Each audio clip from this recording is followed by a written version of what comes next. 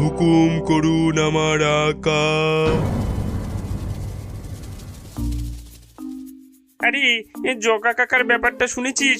জগা কাকাকে কয়েকদিন ধরে খুঁজে পাওয়া যাচ্ছে না। তোরা কি জানিস ওই জঙ্গলের মধ্যে এক ডাইনি নাকি এক চপের দোকান খুলেছে? সেই দোকানে যে চপ খায় সেই ওই ডাইনির গোলাম হয়ে যায়। ধুর, এসব আবার হয় নাকি? এসব 500 বছর আগে হতো, এখনকার দিনে হয় না। কি জানি, গ্রামের লোকেরা তো বলা বলি করছিল। ঠিক আছে, ওই জঙ্গলের মধ্যে যদি ডাইনির চপের দোকান থেকেও থাকে তাহলে তো ভালোই হলো।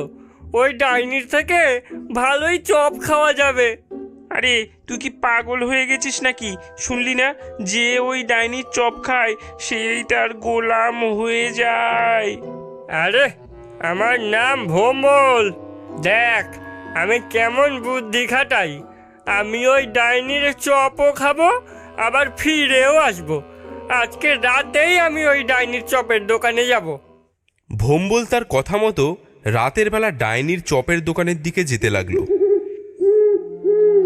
একটু পরে সে ডাইনির চপের দোকানের কাছে পৌঁছে গেল।